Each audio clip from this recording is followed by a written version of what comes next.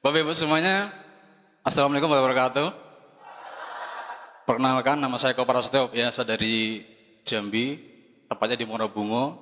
Itu adalah 5 jam dari kota Jambi, sangat jauh sekali. Tapi saya aslinya dari kota Solo. Saya lahir di Solo, tepatnya di daerah Kabupaten Sukoharjo. Kemudian di Purwokerto kecamatannya. Itu pun di pelosok sekali, sangat jauh pokoknya. Jauh dari keramaian. Ya, kalau dulu adanya, kalau di kampung saya, itu pun kampungnya Pak, itu nggak ada jalan ke sana, nggak ada, karena semua diapit dengan sungai-sungai. Jadi kalau mau ke sana ya, kalau pas banjir ya berenang Bapak Ibu. Gitu ya. Nah, saya riset sampai sangat tamat SD, ya. SD saya di Solo, juga bukan orang pintar, biasa saja, karena saya juga bersyukur bisa sekolah di sana. Kenapa? Orang tua saya nggak sekolah Bapak Ibu. Jadi bapak saya nggak sekolah, ibu saya nggak sekolah. Jadi kalau saya bisa ke SD, itu udah bersyukur alhamdulillah. Ya, karena apa? Ada peningkatan, gitu.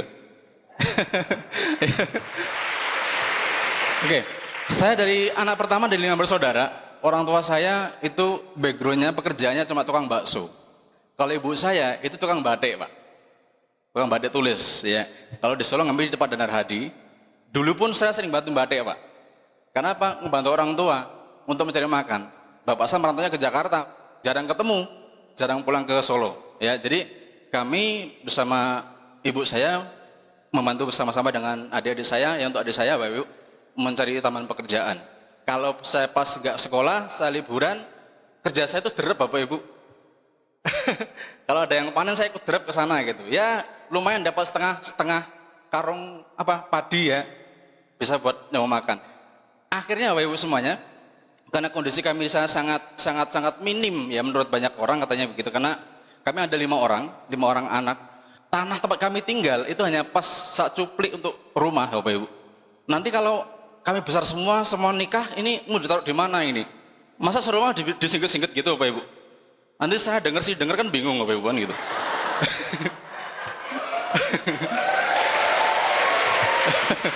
Oke. Nah, akhirnya Bapak Ibu semuanya ya, dibuat keputusan sama orang tua saya, oke kalau begitu kita ikut ke Sumatera saja. Nyusul Pak D yang di sana gitu Bapak Ibu. Itu tepatnya di Jambi. Kami nggak tahu Pak, kami masih SD, masih kelas 6, jadi nggak ngerti apa-apa Bapak Ibu semuanya. Cuma ada satu yang buat saya takut waktu itu, katanya saya dengar kabar kalau di Sumatera itu hati-hati loh, tinggalnya di hutan gitu. Tinggal di hutan, kemudian di sana banyak orang Batak. Katanya orang Batak itu makan manusia. Wah, saya jadi ngeper Bapak Ibu. Ada niat nggak ikut ke sana, tapi gimana orang tua maksa gitu loh. Tapi biar ya udah ngikut aja, kan ada orang tua begitu. Nggak mungkin nggak diselamatin kalau dimakan orang sana kan begitu. Tapi akhirnya pada tahun 84 kami sekeluarga, rumah kami dijak kita jual karena emang nggak ada modal sama sekali Pak, nggak ada modal sama sekali, blas pokoknya. Rumahnya sebagian habis nutup bayar utang dan sebagainya, dan selebihnya buat balik ke Sumatera Bapak Ibu. Naik mobil bus itu dulu perjalanan sekitar 4 hari, itu masih buruk saja jalannya, begitu. Nah, sampai di Sumatera, kami di sana sisa uang bapak saya itu tinggal 400.000 rupiah Pak. Itu sampai di sana sama Pak Desa dibantu untuk dibelikan suatu lokasi perumahan, plus berikut kebunnya itu dapat sekitar 3,5 hektar. Murah sekali Pak. Kalau 3,5 hektar di Jogja di Kolong Merat Bapak Ibu. Ya gitu. Murah sekali Bapak semuanya begitu. Nah, sampai di sana itu bingung sekali Pak. Kenapa? Yang ada hanya hutan ke hutan Bapak Ibu. Rumah tinggal kami itu sangat minim sekali. Mungkin bisa dibantu slide-nya Pak. Ya, ini Bapak Ibu. Tahun 84 sampai 91 kami tinggal di rumah seperti ini Bapak Ibu. Dan kondisi yang cukup menyenangkan buat kami, ya. Kenapa? Kami nggak tahu rumah mewah Pak dulu. Kalau sekarang sudah ngerti. Kalau dulu nggak ada gambaran rumah mewah seperti apa, nggak ngerti. Gambaran rumah yang tembok tuh nggak ngerti. Ya gambaran rumah seperti hotel tuh nggak ngerti. Ini saya anggap mewah sekali gitu. Mensyukuri nih Bapak. Syukur gitu ya. Buat menyelamatkan diri Pak. Karena waktu itu kalau udah menjelang maghrib datang, itu para sahabat datang ke sekitar rumah Bapak Ibu. Ada babi hutan ya. Itu pada sama-sama ke rumah. Iya Bapak Ibu ya. Karena betul-betul masih belantara. Kalau tadi ada lihat di klipnya ada kebun-kebun sawit, itu sekarang semua udah kebun produktif semuanya. Kalau dulu yang ada hanya kebun-kebun hutan tua yang nyaris masih belantara. Tapi Bapak Ibu, kalau pagi hari dan sore hari itu paling membanggakan sekali. Kenapa Pak? Kayak bisa menikmati suara-suara alam yang begitu indah. dari hutan sana kung gitu Bapak Ibu. Ya. Itu suara monyet-monyet, suara simpe-simpe, beruk-beruk itu pada bunyi-bunyi semua gitu. Ya, itu saya rasa dan nikmati. Karena orang tua saya itu punya semangat yang luar biasa Bapak Ibu. Jujur kalau saya suruh memilih siapa idola, saya pilih orang tua saya Pak. Dari mana saya menilainya? Kerja kerasnya yang pasti. Kerja kerasnya dan semangatnya untuk berjuang memberi kami pendidikan yang terbaik. Itu. Walaupun beliau nggak sekolah. Jujur kalau saya ngomongin itu Pak, saya merinding. Karena saya merasa saya ingat sekali kerja keras beliau. Sampai keliling jual bakso Bapak Ibu itu malam-malam hujan.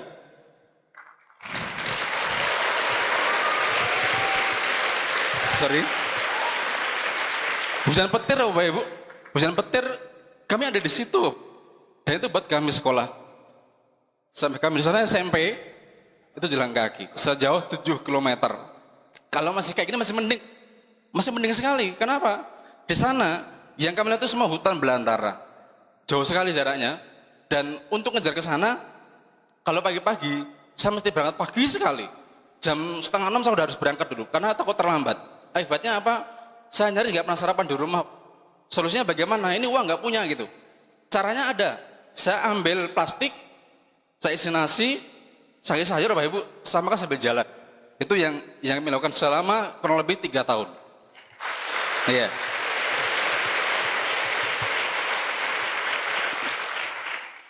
Saya berpikir saya harus tamat sekolah secepat yang mungkin. Saya nggak sekolah, kemudian saya nggak boleh nakal, ya. Akhirnya solusinya adalah karena pulang udah siang, udah lapar, uang nggak pernah pegang untuk belajar nggak pernah pegang. Solusinya akhirnya saya ke setiap sekolah itu saya selalu bawa pisau. Saya bawa pisau, ya, saya masuk ke tas. Nanti kalau udah mau masuk sekolah, saya simpen di luar. Nanti kalau pulang saya ambil lagi pisau itu, ya. Untuk apa Bapak Ibu? Bukan untuk tawuran, bukan. Setelah pulang, pisau itu gunanya untuk ngambil nanas, ngambil nangka, ngambil buah-buahan yang bisa kami makan untuk menganjal perut menjelang sampai ke rumah. Di kebun orang ada nangka masak, diambil gitu.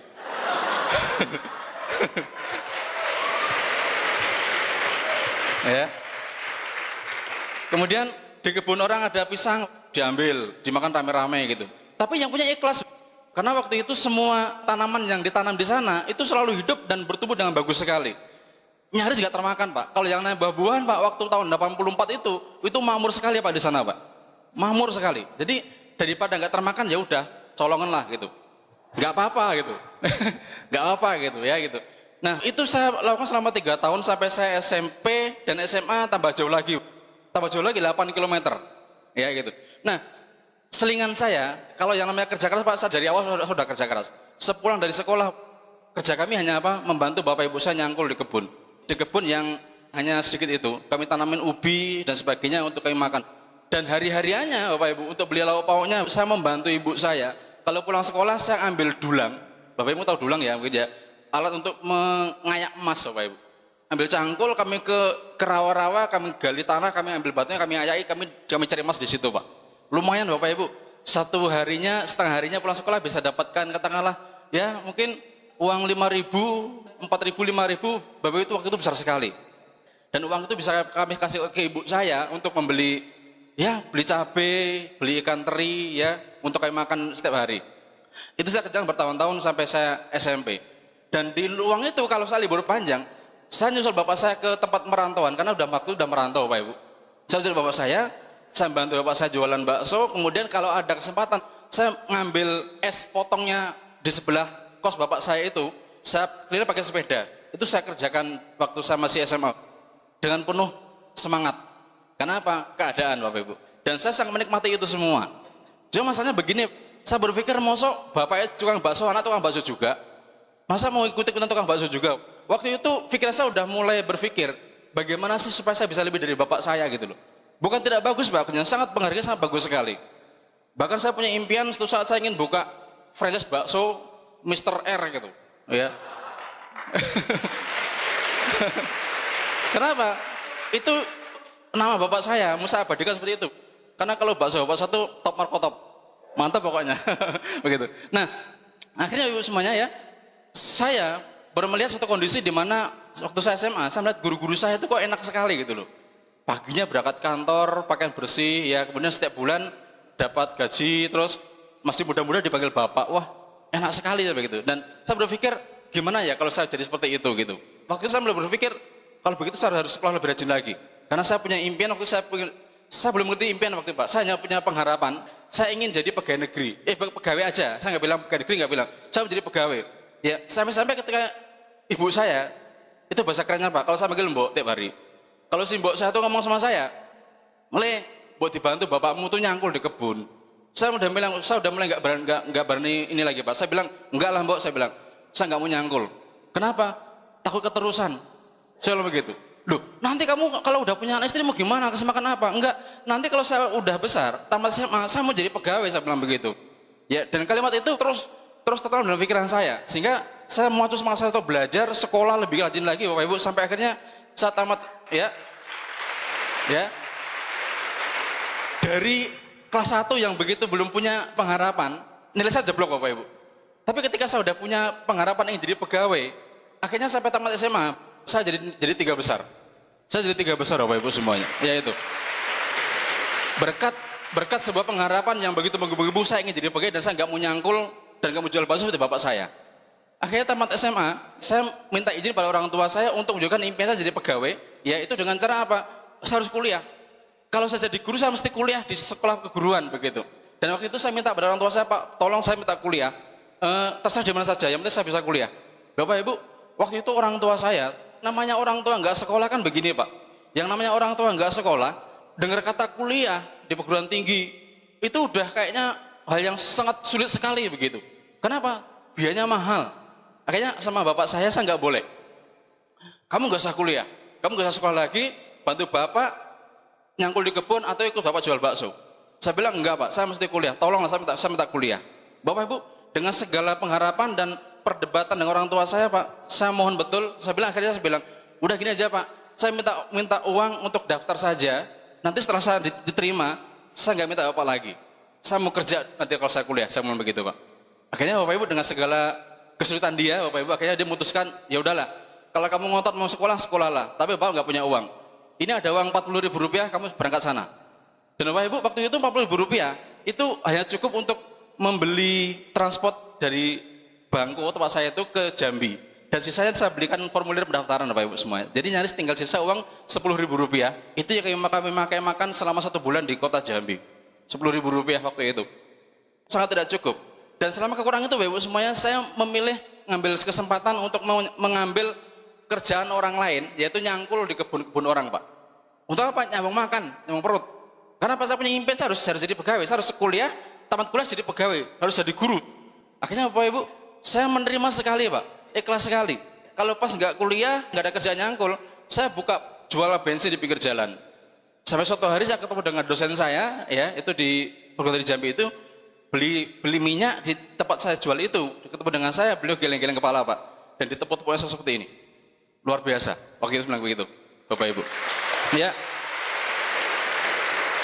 saya ikhlas Bapak Ibu, ya, saya ikhlas berdoa terus supaya saya bisa menunjukkan apa yang dia pengharapan saya waktu itu. Sampai akhirnya ketika saya kuliah selama 1 tahun, ada penerimaan pegawai, saya ikut daftar di sana, Bapak Ibu. Ikut daftar di sana dengan segala apapun yang ada saya miliki, Bapak Ibu, saya coba aja. Karena saya nggak punya uang banyak, saya nggak punya uang lebih, boro-boro uang banyak, saya bisa hidup aja, saya udah syukur sekali waktu itu. Tapi saya nekat, saya masukkan lamaran saya ikut tes Bapak Ibu, dan akhirnya saya dapat panggilan, saya diterima di sana.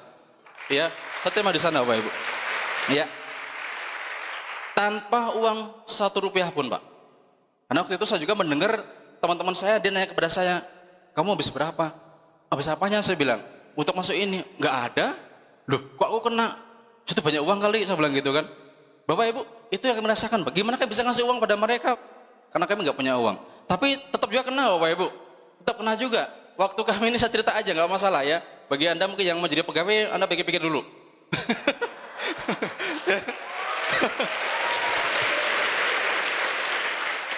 Waktu mau diantar berkasnya, saya dipanggil sama orang bagian pengurusan itu. Dia bilang, ini berkasmu diantar ke Jakarta, dan kita perlu biaya untuk ke sana. Saya bilang, saya ini mahasiswa, dari mana saya punya uang? Akhirnya, ya pokoknya kamu carilah, begitu. Ya udah, akhirnya ini amplop, kamu keluar, kamu cari sekarang sana. Bapak Ibu, dengan terpaksa ambil amplopnya, saya keluar Bapak Ibu. Saya mencari kemana Pak? Saya merantau di Jambi itu merantau Bapak Ibu, gak punya siapa-siapa. Sisa uang di kantong cuma tinggal 5.000, 5.000 seribuan semua. Akhirnya saya ambil yang 3.000 rupiah, sama saya ke dalam amplop itu, saya lem nggak pakai nama. Akhirnya Bapak Ibu, saya masuk ke kamar kerja dia, Bapak Ibu, saya kasih pada Pak, ini uangnya, saya bilang gitu. Supaya nampak tebal Pak, uang tak gini-gini kan uangnya Pak. Biar nampak tebal gitu kan. Ini uangnya Pak, berapa isinya? 3 Pak, saya bilang gitu. Oh ya, masuk amplopnya Pak. Dia nggak ngerti. Ya. Mungkin dikira 300, 3 juta gitu kan. Tapi dibuka 3.000 Bapak Ibu. Nah gitu. Ya. Nah, sampai beliau pensiun Bapak Ibu, saya beliau pensiun, kalau ketemu saya di kantor wilayah itu, beliau dengan saya ngasem mukanya Bapak Ibu. Mungkin dia ingat ini orang kasih 3.000 saya gitu. Gitu. Pelecehan bilang gitu kan. Bapak Ibu, itu fakta yang saya alami ya Bapak semuanya. Ya akhirnya saya bisa diterima pegawai negeri dan akhirnya sampai di sana juga Bapak Ibu hidup saya mulai berubah. Dari orang tukang jual es, orang tukang bantu ngambil mangkok bapak saya, Bapak Ibu ya, dari orang tukang dulang emas, Bapak Ibu yang cuma 3.000, dari orang yang tukang maling nangka untuk ngisi perut, dari orang yang tukang jalan kaki, akhirnya pada tahun 92 saya jadi pegawai negeri. Itu suatu kebanggaan yang luar biasa buat saya Pak. Ya, saya bangga sekali. Dan jujur Bapak Ibu, orang tua saya tidak tahu. Ketika saya pulang ke orang tua saya bilang, Pak, saya mau kerja, apa mau kuliah? Loh, kalau mau kerja di mana? Saya diterima di pegawai Pak, pegawai negeri. Bapak Ibu, orang tua saya nangis Bapak Ibu. Orang tua saya nangis Bapak Ibu. Ya kenapa? Nggak tahu perjuangan saya, tahu saja saya jadi pegawai. Dan terus terang, itu orang pertama di keturunan kami yang jadi pegawai negeri Bapak Ibu semuanya. Iya. Ya, akhirnya kalau begitu ya udah, kamu kerja aja dulu, nanti kamu bisa kuliah lagi. Dia bilang begitu, oke? Akhirnya saya ikut Bapak Ibu, saya kerja dan di sana juga saya bisa berubah hidup saya Bapak Ibu. Saya mulai berubah hidup saya di sana. Ya, dan akhirnya saya sampai diantarkan ke sebuah tempat kerja saya. Saya pikir Bapak Ibu waktu saya begini, kan saya mendaftar di sebuah departemen ya, departemen yang namanya Departemen Kehakiman. Tak pikir, wah ini di Departemen Kehakiman ini calon hakim nih gitu kan. Kan lumayan Bapak Ibu. Nggak mikir SMA kok calon hakim dari mana gitu loh.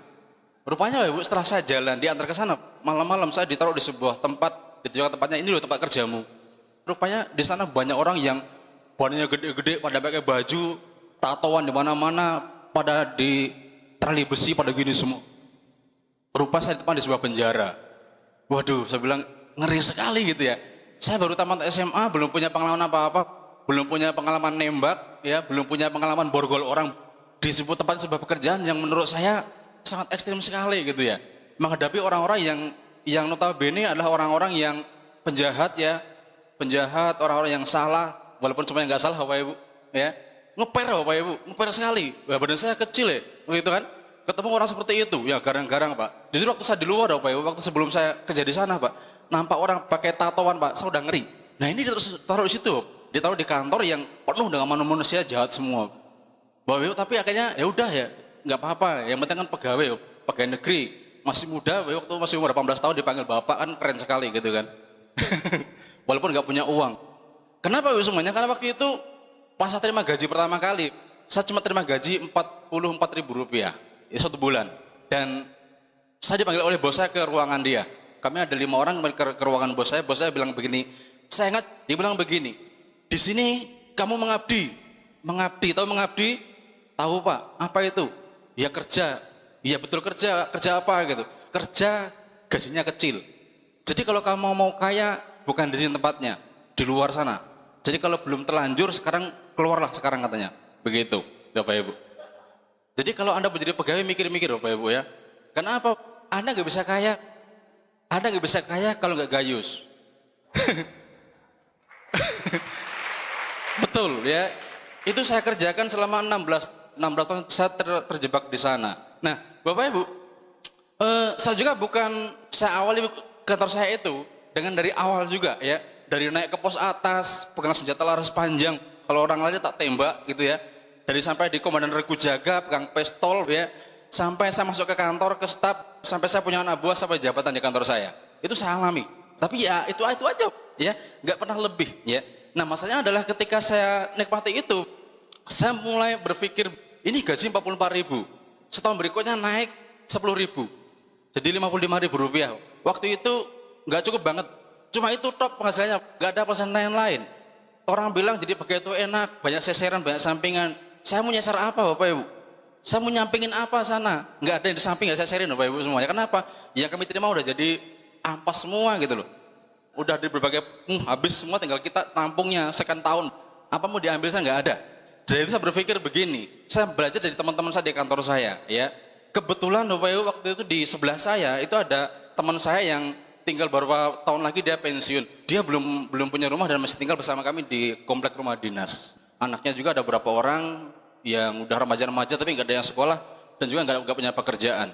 Nah, di situ saya sudah mulai mikir, loh, ke depan saya seperti itu berarti. Ya kenapa? Saya bekerja di tempat yang sama, gaji yang sama, di kantor yang sama. Artinya kalau saya pensiun saya pasti nggak punya rumah, Pak. Dan itu saya rasakan, saya udah kerja lu 12 tahun kok gak punya apa-apa begitu loh. Hanya punya istri, punya anak satu waktu itu. Materi belum punya. Kenapa? Gajinya udah habis pas tengah bulan, Pak. Biasanya, Pak, ini bukan di Jawa, bukan di Sumatera sama saja. Kalau yang nama pegawai, Pak, itu biasanya SK tuh sekolah. Tahu di sekolah ya? Biasanya SK-nya tuh udah nangkring di bank duluan. Jadi hati-hati. Kalau ada sekarang pegawai punya SK, kalau boleh saya sarankan jangan pernah di sekolahin di bank. Begitu sekolah di bank, Pak, selamanya dia sekolah terus, nggak pernah keluar. Itu pasti, karena saya ngalamin itu. Begitu saya punya kebutuhan, ini SK tak taruh di bank.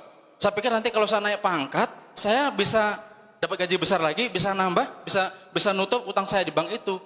Begitu punya SK baru, pangkat baru, yang dipikir bukan nutup itu, tapi nambah berapa hutang yang saya dapatkan lagi ya.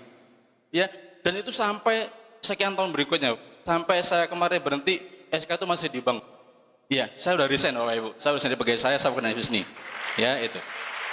Oke.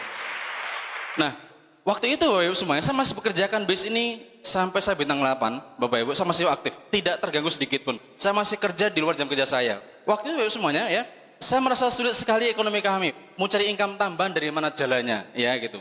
Waktu itu musimnya hanya tukang ojek, Pak. Ini bisa dikerjakan kalau kita bisa ngojek, gitu loh. Ya, saya ngojek, Bapak Ibu, kalau saya ngojek, kalau saya kerja dapat duit, kalau nggak kerja nggak dapat duit. Dan lagian Bapak Ibu, waktu itu di tempat saya itu lagi musim-musimnya orang diginikan. Pura-pura numpang ngojek, begitu tempat sepi dia minta berhenti buang air, atau di apa namanya? Kalau kami dikesot Bapak Ibu. Kalau sini dipotong mungkin ya gitu ya. Banyak sebenarnya. Resikonya luar biasa, Pak. Cuma cari uang 2.000 kok sampai seperti resikonya loh. Ini kasih BMB nggak sampai dibunuh kok nggak mau gitu, banget gitu loh, Bapak Ibu. Gitu. Ya. Itu yang saya khawatir semuanya ya. Dan saya juga berusaha mencari peluang yang lain. Saya pernah bermacam usaha ya. Saya pernah jadi agen walet, sarang burung walet. Cukup lumayan. Tapi terakhir juga bangkrut juga. Habis. Bukan walet gedung Pak, walet gua. Kalau kami sana ada gua-gua yang ada waletnya itu banyak sekali. Sekali panen bisa bertonton Bapak Ibu, tapi hancur semuanya. Terakhir saya ikut illegal logging. Bapak Ibu ya. Tapi Bapak Ibu semua yang dapatkan semuanya habis Bapak Ibu ya. Hanya beberapa saat kemudian hilang semuanya. Dan juga mentok-mentoknya SK saya tak taruh di bank lagi, saya pinjam uang 15 juta, saya buat beli yang namanya mesin dompeng. Mesin dompeng itu mesin untuk mencari emas Bapak Ibu, ya. Itu modalnya sekitar 15 juta. Saya beli satu set, saya cari anak buah saya dan saya suruh dompeng emas, kita bagi dua, ya. Lumayan Bapak Ibu, ya. Waktu itu perbandingannya gaji saya di kantor satu bulan itu cuma 800 ribu rupiah. Dan saya punya income dari dompeng itu, satu minggunya saya bisa punya income 1 juta bersih. Berarti kalau sebulan 4 juta. Dibandingkan sekantor saya cuma 800 ribu rupiah, Pak. Tapi sayangnya Pak, itu cuma bertahan cuma 3 bulan. 3 bulan itu bertahan. Berikutnya, semua juga berhenti. Kenapa? Waktu itu musim razia. Jadi tempat saya itu banyak menampung orang-orang ya di dompeng itu yang ditangkap polisi masuk tempat saya. Nanti kalau saya ketangkap gimana? Saya bilang gitu kan. Saya pikir bingung juga ya. Saya tukang nunggu orang di penjara, nanti saya tangkap di penjara. Wah bingung kayak gitu. Nah gitu.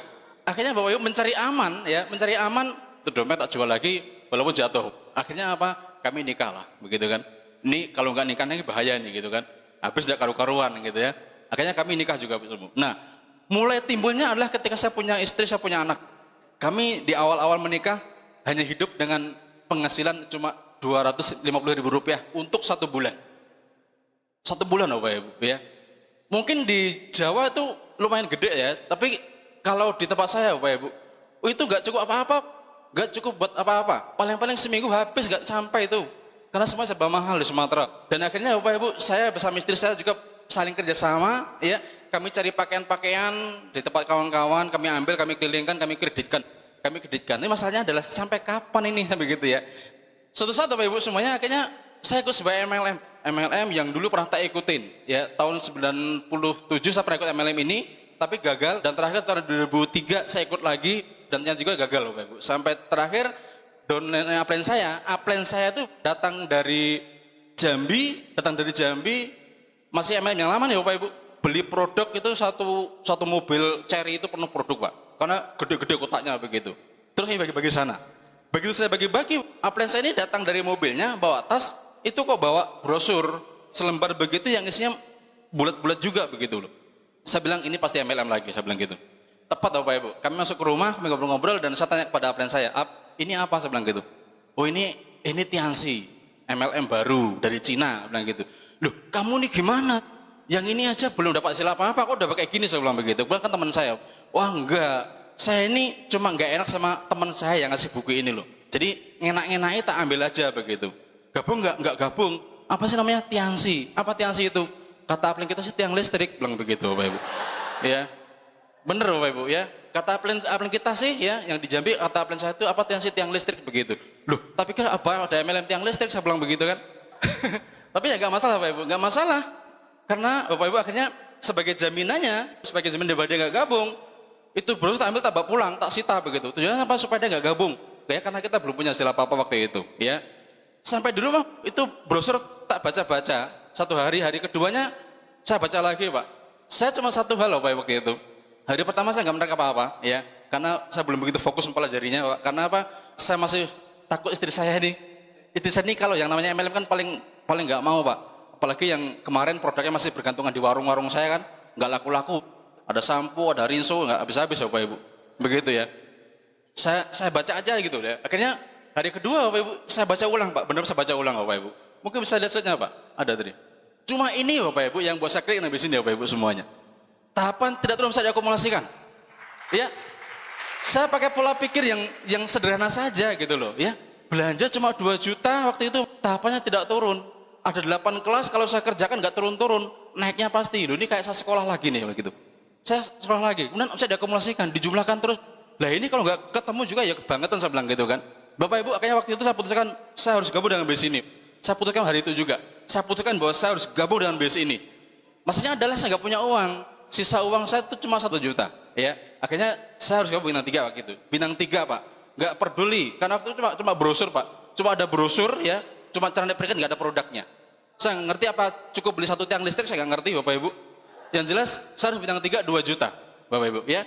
Akhirnya saya cari pinjaman di kantor saya di koperasi Bapak Ibu ya. Saya pinjam 1,5 juta, jadi saya punya uang 2,5 juta, dan malamnya saya telepon ke nomor yang ada di brosur itu.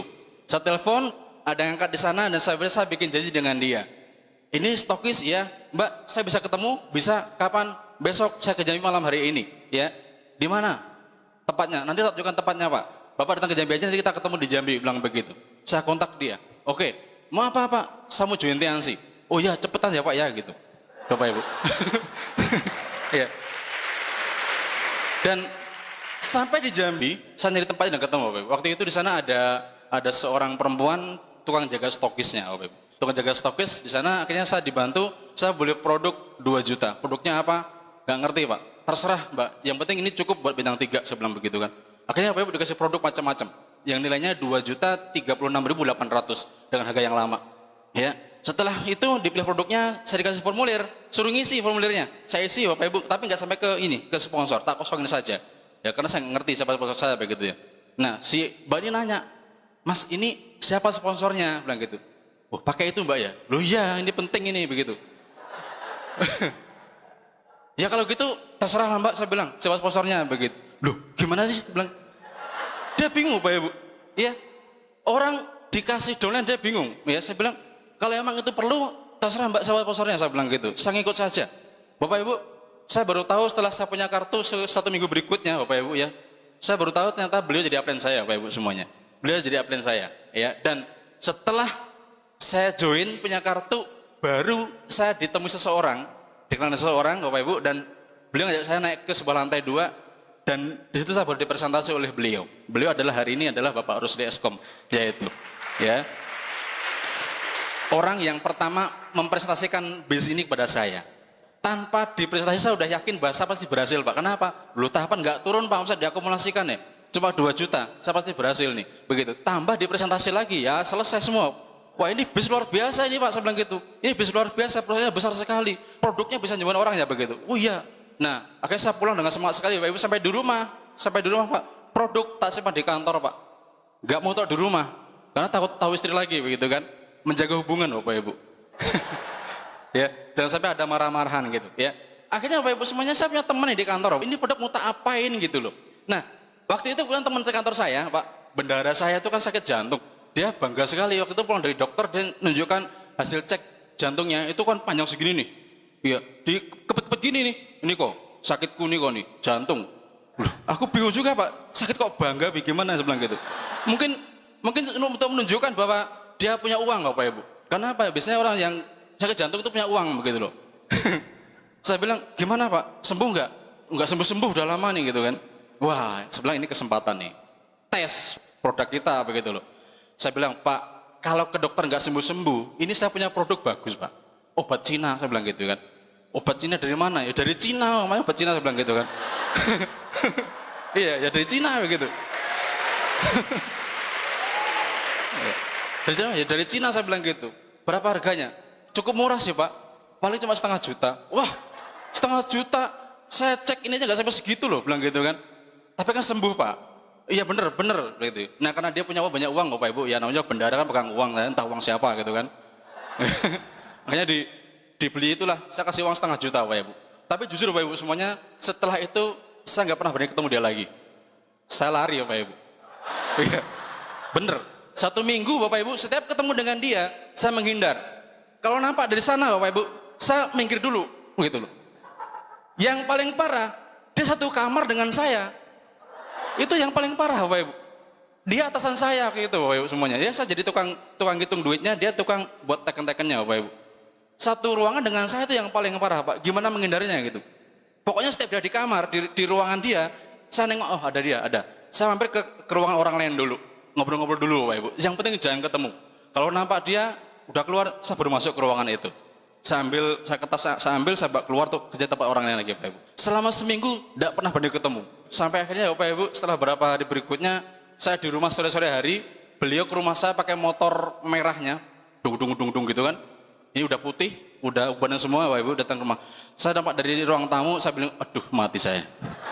Ya, dia ke rumah saya ini, gitu ya. Ini ada apa gitu ya. Akhirnya mau dibilang nggak ada di rumah, uang motor saya di rumah kan begitu. Nggak bisa menghindar Bapak Ibu. Akhirnya dia masuk ke rumah, tok. Ada Eko, ada. Masuk Pak, saya bilang begitu kan. Ada apa Pak? Ini udah dakduk Bapak Ibu. Dakduk gitu.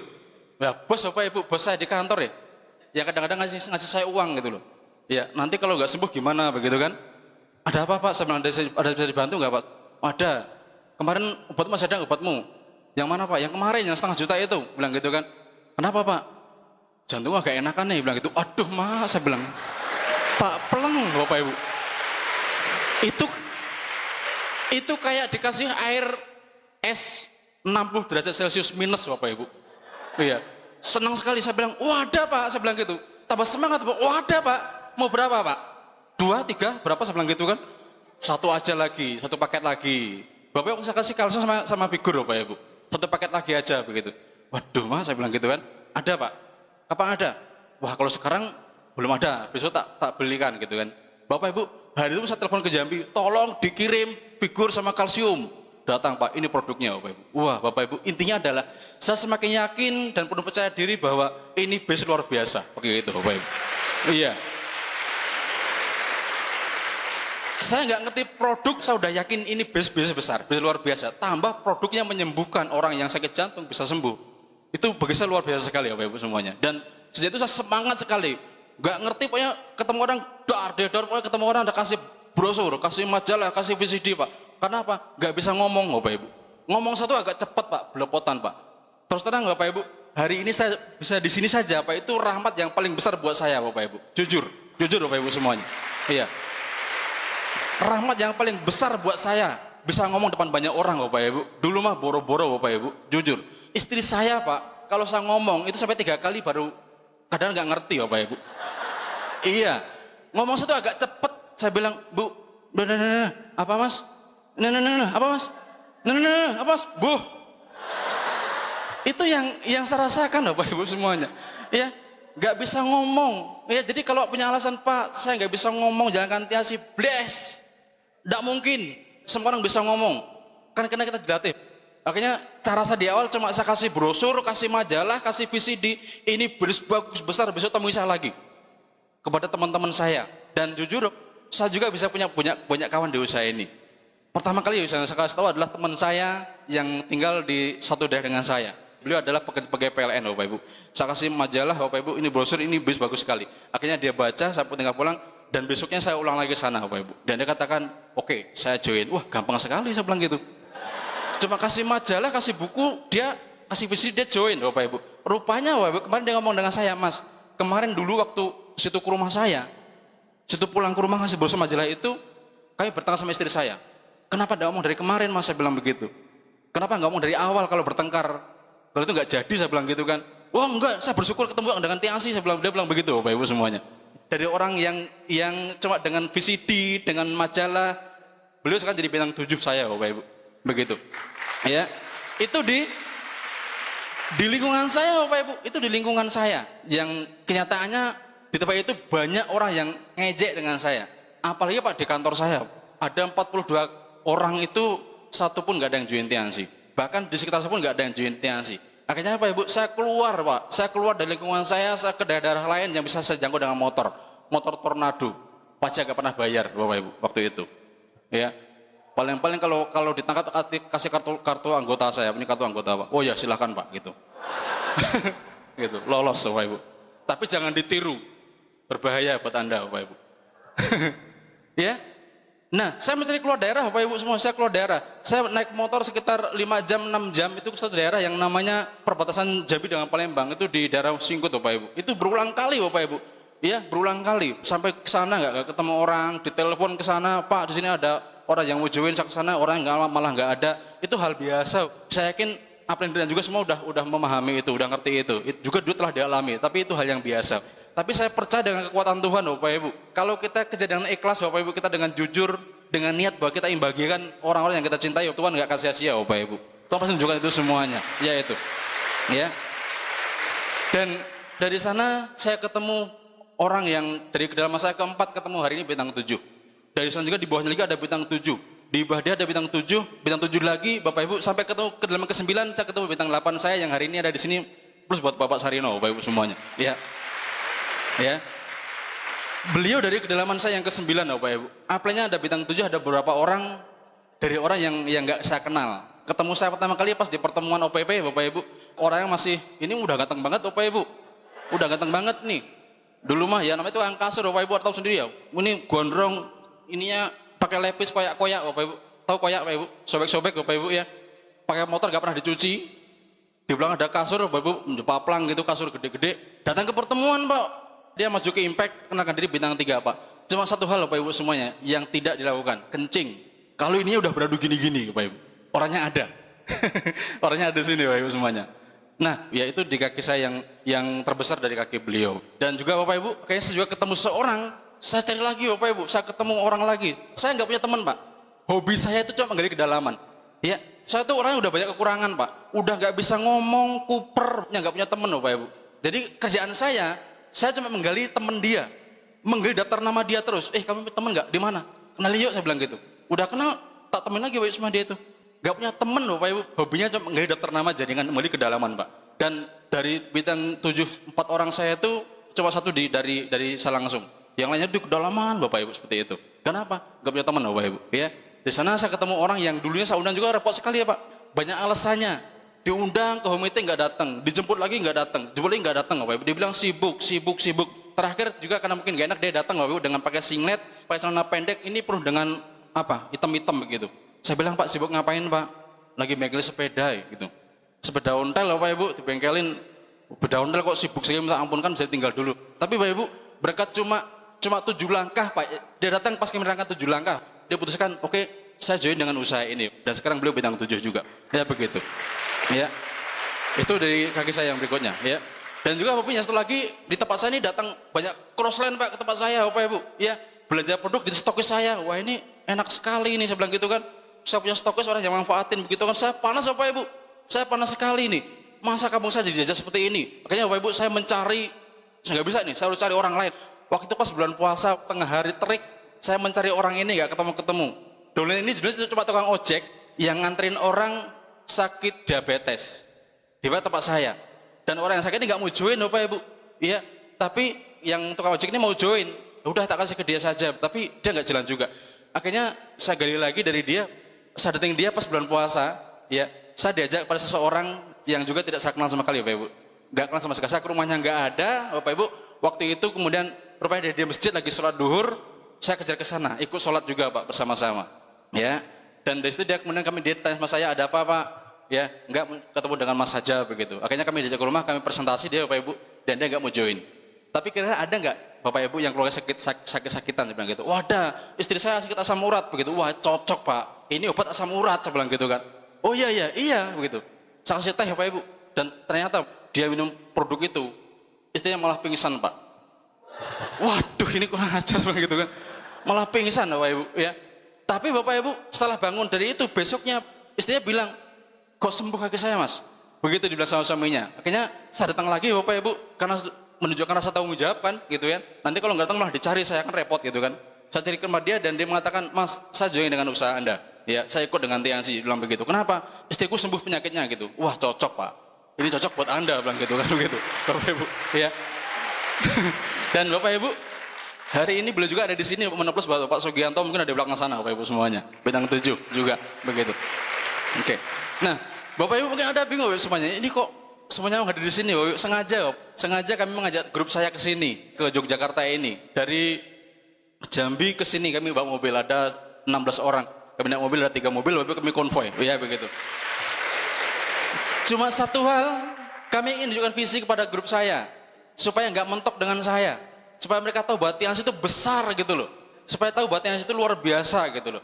Dan yang intinya adalah kami baca dengan Anda orang Yogyakarta pada umumnya Bapak Ibu, dan khususnya pada Ibu Diasa Fitri dan Bapak Iwan Bapak Ibu semuanya. Ya begitu. Ya. Nah, satu hal yang saya rasakan adalah yang namanya sukses itu pasti ada prosesnya. Bukan cuma 4 itu Pak, banyak sekali yang kami temukan tapi nggak ada yang join, ada yang join, begitu join langsung mati, nggak karu-karuan juga. Ya, mati nggak karu-karuan, dark banget Bapak Ibu ya begitu. Banyak Bapak Ibu, tapi intinya saya ketemu dengan 4 orang ini, dan 4 orang ini Bapak Ibu sekarang jadi bintang 7 di grup saya semuanya. Satu udah bintang 8 hari ini. Kenapa? Saya menikmati prosesnya, menikmati betul Pak. Saya nggak pernah ngeluh, nggak pernah sedih, nggak pernah apa-apa dengan kondisi kami di sana. Yang jujur Bapak Ibu, kalau boleh saya mengatakan, tempat kami itu nggak layak ada BMW Pak. Serius. Saya juga punya BMW di sana. Itu jadi gimana ya? Ditengok orang terus jadi gimana? Nggak enak begitu Bapak Ibu. Oh iya. Ini mobil apa ini gitu? Karena memang nggak ada, cuma satu di sana ya. Cuma satu punya saya itu sendiri. Hari ini juga saya bawa ke sini BMW saya, ya, itu, ya. Dan untungnya Bapak Ibu juga banyak kebetulan saya di jalan Pak. Kemarin saya di Jakarta itu di tol Tomang saya nyasar Pak. Di tol Tomang saya nyasar, saya naik ke atas ke tol, saya masuk ke kota. Waduh mati nih. Ini gimana ini saya bilang gitu kan. Untungnya ada GPS-nya Bapak Ibu. Wah. Wah, katro GPS Bapak Ibu. Begitu kan ya masalah. Ya. Rumahnya gubuk derita, BMW pakai GPS kan begitu. Ya. Membantu Pak. Wah, ini tak setel ke Cikampek, langsung cari jalan. Ikuti yang merah ini, nanti ketemu. Bapak Ibu, ketemu Bapak Ibu semuanya. Ya, untung saya punya BMW, kalau enggak waduh repot ini saya bilang gitu. Bapak Ibu, ya. Ya. Kalau nggak punya Pak, segera punya Bapak Ibu. Segera punya Pak. Nggak perlu bayar, Anda bisa punya BMW. Ya begitu. Oke. Nah. Oke, kembali ke jalan yang betul. Terlalu jauh Pak. Nah, dari mereka saya punya juga punya banyak masalah Pak. Ya, upline saya jauh. Pak Rusli tinggal di Jambi yang jaraknya itu 5 jam. Ya, juga di kendala Pak. Ya, kenapa? Pak Rusli belum punya mobil waktu itu, hanya punya Vespa. Gak mungkin kan dari Jambi ke Bungo naik Vespa, bututnya itu kan begitu kan gak mungkin Bapak Ibu. Saya juga tahu diri itu. Akhirnya saya hanya manfaatin dia untuk kalau dia pas ke Padang, dia telepon saya, Mas, saya besok mau ke Padang. Memanfaatin nggak OPP? Oke Pak, saya bikin OPP Bapak Ibu. Cuma seperti itu. Kalau pas dia ke Padang, bikin OPP mampir. Ke Padang mampir Bapak Ibu. Seperti itu.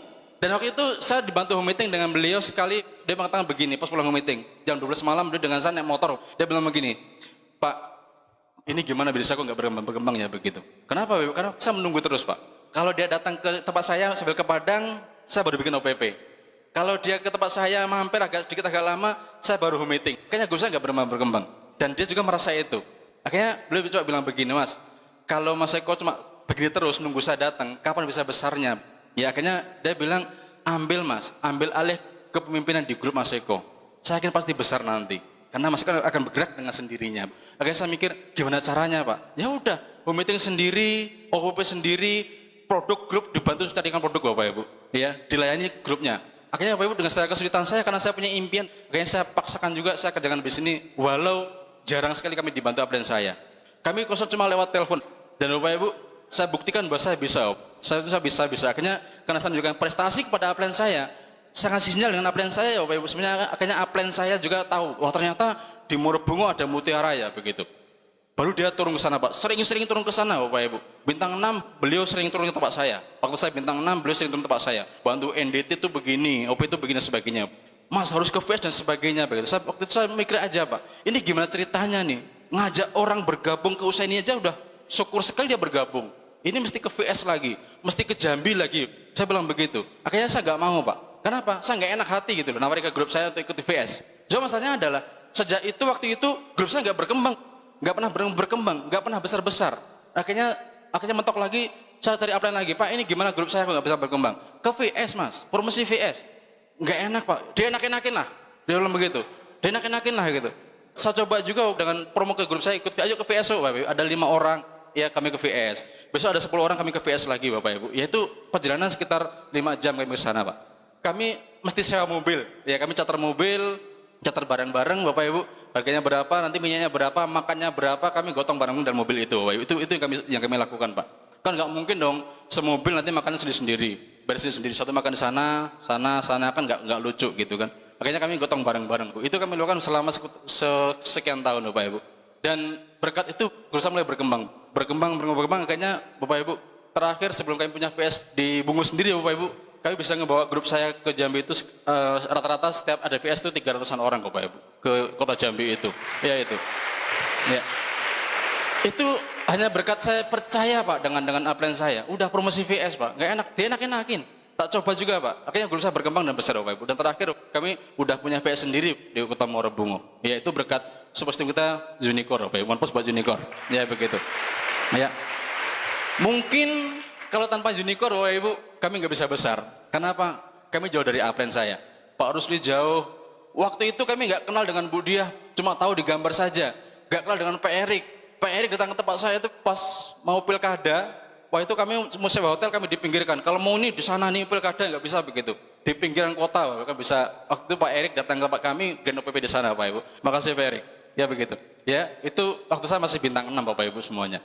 Dan juga akhirnya saya dikenalkan dengan beliau Pak Erik, kami sering ngobrol dengan beliau juga waktu itu, dengan Pak Rusli juga Bapak Ibu. Dan akhirnya saya kenal dengan Pak Iwan, dengan Bu Diah itu waktu kita ada acara di Borobudur. Itu saya pertama ketemu dengan beliau. Menepus buat Bu dan Pak Iwan, Bapak Ibu semuanya. Ya begitu. Bapak Ibu, tapi momentum hari itu saya ketemu dengan beliau berdua, kami dipanggil Bu Diah ke ruang kerjanya di Stokus di Timo Bapak Ibu. Kami dibantu dengan beliau. Waktu itu saya sudah bintang 8 Bapak Ibu, ya. Dan beliau mengatakan, Pak Eko, bisa nggak bantu saya kasih peta jaringannya? Bapak Ibu, saya nggak ngerti untuk apa peta jaringan, saya bilang gitu kan. Akhirnya saya buat saja Pak, saya buat peta jaringan saya dan saya kasih ke beliau, pada beliau, dan beliau mengatakan, Pak Eko, duh ini Bapak udah bisa dapat reward ini, dibilang begitu. Ah, masa iya Bu, saya bilang gitu. Iya, begitu ya. Gimana caranya? Bapak Ibu, dengan beliau kan ditunjukkan sebuah cara, bla bla bla dan sebagainya Bapak Ibu semuanya, ya. Waktu itu pas acara di Borobudur. Dan sepulang dari sini Bapak Ibu, saya bawa hasil set gosa dengan beliau, saya pulang ke Jambi, dan dari situ Bapak Ibu saya memutuskan, wah ini saya harus fokus dengan ini, dengan set goal ini Bapak Ibu. Waktu itu kalau nggak salah bulan Oktober, bulan Januari ada penilaian dan saya ngejar betul apa yang beliau katakan, dan berkat pertemuan itu Bapak Ibu semuanya waktu itu saya nggak ngerti kalau saya bisa terima mobil di Jakarta. Berkat itu Bapak Ibu, ya. Berkat konsultasi dengan beliau. Saya tahu bahwa kita dapat BMW Pak, tapi saya nggak menyangka kalau saya bisa terima BMW secepat itu, nggak menyangka sekali. Waktu itu hanya dibilang ke Jakarta sajalah, bawa grup banyak-banyak, gitu ya, sama plan saya Pak Rusli. Pokoknya maksimalkan bawa grup Mas, gitu ya. Kita rame-rame di sana Pak. Waktu itu kami dari Morobungo Pak, itu bawa sekitar 6 mobil bus, itu dari Bungo ke Jakarta untuk acara awakening Pak. Jujur saya nggak pernah menyangka bakal dapat reward Bapak Ibu. Malam itu ketika diumumkan Pak, saya santai saja, nggak mikir dapat BMW. Maklum kan orang masih, saya pikir apa bisa punya BMW di Bungo ya begitu. Tapi rupanya Bapak Ibu, malam itu kita polisi ngumumkan Bapak Ibu, ya ke nomor 1, 2, 3, saya nggak ngaruh itu gitu loh, ya. Terakhir rupanya nomor 13, istrinya Pak Rus dipanggil duluan ke panggung, ya. Dan beliau bilang ini tetangganya ini, pakai pakaian adat juga begitu, warna merah juga begitu, ya. Akhirnya saya bilang, Mas Eko naik. Bapak Ibu, Pak Luis manggil nama saya Bapak Ibu. Dan waktu itu saya betul-betul yakin kalau saya terima BMW Bapak Ibu. Waktu itu di Jakarta Bapak Ibu. Ya. Bapak Ibu, saya nggak tahu ya, kita nggak tahu kapan kita bisa menemukan kata Pak Nusa magic moment Bapak Ibu. Tapi pertemuan saya pertama kali dengan Bu Diah, dengan Pak Iwan membuat saya betul-betul berubah menjadi pemenang di bis ini Bapak Ibu. Satu kali pertemuan Bapak Ibu. Makanya hari ini saya ngajak grup saya ke sini supaya belajar lagi dengan beliau Bapak Ibu semuanya. Ya, dengan orang yang telah banyak membantu saya dengan beliau Bapak Ibu. Ya. Jujur Bapak Ibu, hari ini saya terima kasih banyak kepada Pak Erik, Ibu Diah dan Pak Iwan. Mohon maaf buat beliau Bapak Ibu semuanya. Begitu. Ya. Itu. Nah, Bapak Ibu, apakah semulus itu? Tidak, Pak. Tidak. Banyak proses yang saya lewatin, banyak masalah yang saya lewatin, dan itu hal biasa, Pak. Di mana-mana yang namanya hidup, perjuangan menggapai impian, itu pasti banyak masalah dan pasti banyak kendala. Tidak ada yang namanya sukses itu tanpa kendala, nggak ada. Plek dapat BMW nggak ada Bapak Ibu. Semua pakai prosesnya dan itu banyak yang saya hadapin. Yang jelas pertama kali adalah masalah kami menjalankan di sana. Untungnya ada Unicorn Pak yang punya peta yang begitu jelas. Jadi kami lebih gampang ngarahin ke jaringan, ini loh petanya jepret, ayo kerjain. Tapi nggak semulus itu juga, banyak juga yang balelo, ngapain netpi, ngapain ini, aduh susah Bapak Ibu. Pusing saya jadi mikirnya begitu. Akhirnya saya cari orang-orang yang mau saja Bapak Ibu. Nggak usah pusing dengan grup Anda yang balelo Bapak Ibu. Fokus pada yang mau saja, itu yang saya alami Bapak Ibu semuanya. Ya, banyak apel saya mengatakan, Pak, kenapa ya si A nggak datang ke pertemuan Bapak? Kenapa ya si B nggak datang ke pertemuan Bapak? Nggak mikir saya, nggak saat mikirin mereka. Saya mikir yang mau saja, ya. Saya mikir yang mau aktif, saya bangun mereka Bapak Ibu. Dan saya ketemu dengan itu juga, ya itu. Dan akhirnya Bapak Ibu ya, nggak pernah mikirin, betul. Mau dia, yang penting saya udah ngarahin Bapak Ibu, saya penting udah ngarahin dengan segala cara. Tapi kalau nggak mau juga ya sudah, saya mencari kedalaman dia Pak. Dan saya tahu saya menemukan itu semua Bapak Ibu semuanya. Saya menemukan itu walaupun sangat kerja keras ekstra sekali, ya itu. Dan dari sana juga saya bisa mendapatkan hal yang luar biasa. Berusaha berkembang, ya itu. Kendala yang pertama, sistem yang saya alami di sana. Tapi berkat konsultasi dengan Pak Rusli, kami kontak dengan Pak Erik, by phone, katakan dengan Pak Iwan dan Bu Diah juga Bapak Ibu, kami banyak terbantu dari situ, ya. Walaupun kadang-kadang apa yang kami sampaikan itu adalah sambungnya dari beliau. Yang kedua berikutnya, Bapak Ibu, pasti penolakan di tempat saya itu yang namanya MLM itu cepat, ya cepat sekali dulu. Ya dulu Pak, bukan sekarang, dulu. Itu cepat sekali Pak, ya. Ada MLM masuk ini, brut langsung menjamur. Masuk ini, brut langsung menjamur. Tapi masa nggak ada yang pernah berhasil. Banyak MLM tapi nggak ada yang pernah berhasil. Pernah acara akbar di gedung apa gitu Pak, berkali-kali Bapak Ibu. Kemudian dari Jakarta dan sebagainya. Tapi mereka semua gagal total Pak. Jadi ketika kita bisa buktikan, ini tiansi Bapak Ibu, itu MLM pertama yang bisa membuktikan di tempat sekecil itu bisa ada BMW Bapak Ibu. Itu tiansi Bapak Ibu semuanya, ya. Ya tapi ya namanya wes kadung trauma itu loh Pak. Tak buktiin di BMW, saya tega-tegain Pak, BMW saya tak bawa keterantan Bapak Ibu. Tak tega-tegain. Kadang-kadang Bapak Ibu nyopir BMW keteran tuh Pak, ini pantatnya ini panas Bapak Ibu. Kenapa kalau lubang jeduk, aduh, merasakan sakitnya mobil saya gitu loh. Bapak Ibu, iya Pak, eman Pak, hati-hati gitu. Ada lubang sedikit, aduh, gitu Pak. Kenapa sayang sekali loh. Ini mobil penghargaan, ini kerja keras saya begitu Bapak Ibu. Dan gara-gara ini orang banyak nengok saya begitu. Iya, oke. Untungnya saya udah punya istri Pak. Wah, kalau belum punya istri, entah jadi apa saya ini gitu. Nggak intermezzo Bapak Ibu ya. Artinya begini Pak, ada yang bujang-bujangan punya BMW dong. Supaya bisa punya pilihan istri yang luar biasa gitu. Gitu. Oke, Bapak Ibu. Nah, itu Bapak Ibu semuanya ya. Nah, Bapak Ibu, yang paling membuat saya ini Pak, yang namanya penolakan, saya mah nggak tak pikirin Bapak Ibu, nggak tak pernah tak pikirin. Kenapa? Sejak awal sudah percaya, udah yakin bahwa saya pasti berhasil. Kenapa? Wong saya junnya nggak pakai di presentasi kok. Saya tahu berhasil kok begitu kan. Nggak pernah tak pikirin Pak. Nolak nggak pernah tak pikirin ya, itu hal biasa di MLM karena saya pernah ikut MLM sebelumnya Pak. Jangan tawarin produk yang saya tahu udah banyak orang trauma di sana Bapak Ibu ya. Wong kita jualan pernah pakaian Pak, tak kreditkan, tak utangkan, orang ada ya ada yang nggak mau ya. Apalagi ini beli cash Bapak Ibu. Ya saya maklum sekali begitu. Tapi Bapak Ibu, penolakan yang paling terbesar dan hampir mencuri impian saya adalah penolakan dari istri saya Bapak Ibu. Itu hampir mencuri impian saya Pak. Kalau saya nggak pinter-pinter menjaga hubungan dengan istri, walah nggak ngerti saya. Mungkin saya nggak punya BMW, Bapak Ibu. Nggak punya sejarah di bunga ada BMW, lifestyle, ya, ada GPS-nya, Bapak Ibu.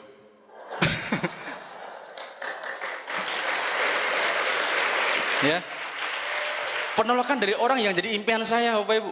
Loh, kita kerjakan buat istri, Pak, buat anak-anak, buat orang tua, dan buat saudara kita, Bapak Ibu. Tapi yang jelas buat istri, buat anak, buat orang tua lah. Itu kan impian terbesar buat kita, Bapak Ibu. Rata-rata seperti itu, ya. Nah, Anda bisa bayangkan orang yang kita perjuangkan dulu menolak, waduh, pusing aku, ya. Iya, Bapak Ibu, ya. Anda bisa bayangkan, ya, Anda kerja keras, pulang malam, pulang kehujanan, naik motor, Bapak Ibu, kadang-kadang nggak ada spakbornya, naik ke atas sini, Bapak Ibu, ya. Itu udah dingin sekali, Bapak Ibu, kadang-kadang sampai jatuh, bangun, Pak. Loh, pernah, Pak, satu pingsan sampai 2 jam, itu gara-gara saya ngantuk. Iya, saya naik motor, saya ngantuk banget itu siang hari Bapak Ibu. Saya malam udah nggak tidur, saya udah kerja keras Bapak Ibu. Siang hari saya ada janji dengan seorang untuk follow up. Nggak ngerti. Saya tahu-tahu waktu itu pas nikung Bapak Ibu, saya jatuh ceblok gitu. Jatuh Bapak Ibu. Saya langsung pingsan Pak. Langsung pingsan itu 2 jam lah waktu Bapak semuanya. Kok tahu pingsan? Oh, ada orang ngomong Bapak Ibu.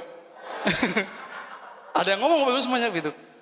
Mas, dibilang, kamu tadi udah pingsan 2 jam di sini. Ah, masa iya Pak? Saya bilang gitu. Iya, bilang gitu. Bapak Ibu, itu yang kami lakukan Bapak Ibu semuanya. Ya, hanya gara-gara ngantuk. Kapan kamu terakhir ingat naik motor ini? Bapak Ibu, itu namanya dari Beko, saya bilang begitu. Jaraknya dari Beko itu ke tempat saya jatuh itu sekitar 12 km. Berarti saya tidur di motor itu sepanjang 12 km itu Bapak Ibu. Anda bisa bayangin, ya. Jatuh 2,5 jam Bapak Ibu. Tapi saya nggak ngerti apa saya pingsan apa saya tidur. Nggak ngerti Bapak Ibu. Karena iya. Yang jelas saya jatuh langsung tidur. Iya. Kalau saya bilang tidur kata orang pingsan gitu kan. Pas saya udah mulai siuman, saya udah dengar dengar orang-orang yang ngomong yang ngerupitin saya, yang nunggu saya 2 jam itu saya ditungguin Bapak Ibu. Dia tahu dengan saya, wah ini orang LP nih, ini orang LP nih gitu kan. Wah, saya ditungguin Bapak, dijagain Bapak Ibu. Sampai saya siuman Bapak Ibu. Saya dengar, wah nanti kalau saya bangun nih gimana itu? Kayak saya pura-pura pingsan aja gitu lah. Akhirnya datang teman saya bawa mobil, dia naik mobil Bapak Ibu. Saya bisa jalan bisa Pak, tapi saya diam-diam aja. Saya digotong ke mobil gitu kan. Kurang ajar juga begitu ya. Malu kan Bapak Ibu kan gitu. Nah Bapak Ibu sampai di rumah mau dibawa ke dokter, nggak usah, saya udah sehat begitu kan. Bapak Ibu, itu yang salah Bapak Ibu semuanya ya. Dan saya nggak pernah mikirin itu Bapak Ibu, jujur. Saya ikhlas sekali dengan bisnis ini Bapak Ibu. Nggak pernah mikirin penolakan, kerja keras, nggak pernah tak pikirin Bapak Ibu ya. Saya pulang jam 1 malam, jam 2 malam, sampai di rumah saya kerjaan kantor lagi, jam 6 sampai ke kantor apel lagi Bapak Ibu. Siang saya pulang dari kantor, saya kerja pergi lagi, nggak pernah tak pikirin Bapak Ibu semuanya. Capek Pak, capek nggak capek Bapak Ibu, yang namanya manusia pasti capek dong, pasti lelah. Tapi ketika saya ada sesuatu yang keluar dari diri saya Bapak Ibu, ada semacam kekuatan, ayo kerja, impianmu ada Bapak Ibu, saya selalu bangkit lagi bangkit dan bangkit terus. Tapi ketika udah kerja seperti itu, orang yang kita kasih jadikan impian utama, beliau nggak setuju, itu hal yang luar biasa Pak. Mending Bapak Ibu, kalau cuma nggak setuju nggak masalah sih, kita bisa maklumin. Lah ini kalau udah mulai masuk ke jaringan tuh yang repot. Salah satunya adalah korbannya Pak Sarino Bapak Ibu. Yang hari bintang 8 Bapak Ibu semuanya ya. Ya begitu. Itu korban dari istri saya Bapak Ibu ya. Tapi untungnya dia masih punya impian yang kuat dan masih bintang 8 hari ini Bapak Ibu. Waktu itu aplaus Bapak Sarino Bapak Ibu ya. Ya. Waktu itu beliau bintang 5 Bapak Ibu. Bintang 5 ya namanya kan upline downline. Downline ke rumah saya kan wajar Pak. Saya sebagai upline lindungi downline kan wajar. Waduh kalau udah kemalaman ke rumah saya tidur saja. Ayo makan itu. Itu hal biasa Bapak Ibu. Kenapa kami ingin bangun keluargaan di grup saya. Tapi istri saya waduh ini yang meretek-retek, apa nama TRT itu? Merepet Bapak Ibu. Merepet Bapak Ibu semuanya. No, begitu. Akhirnya karena dia nggak ini Bapak, akhirnya dia SMS sama Bapak Sarinoni. Bikin SMS, Bapak kamu gini. Ya. Di SMS Bapak Ibu, saya baca, waduh mati saya bilang. Ini aset saya diginikan, saya bilang gitu sama istri saya nih. Wah repot nih. Nah, beliau juga nggak ngerti Bapak Ibu, yang namanya kelas 3 SD yang gimana gitu ya. Nah, kelas 3 SD nggak ngerti. Iya. Kelas 3 SD nggak ngerti Bapak Ibu semuanya. Akhirnya apa? Dibalas Bapak Ibu sama beliau, kayak apa istri saya. Jadi beliau dengan istri saya itu perang SMS Bapak Ibu.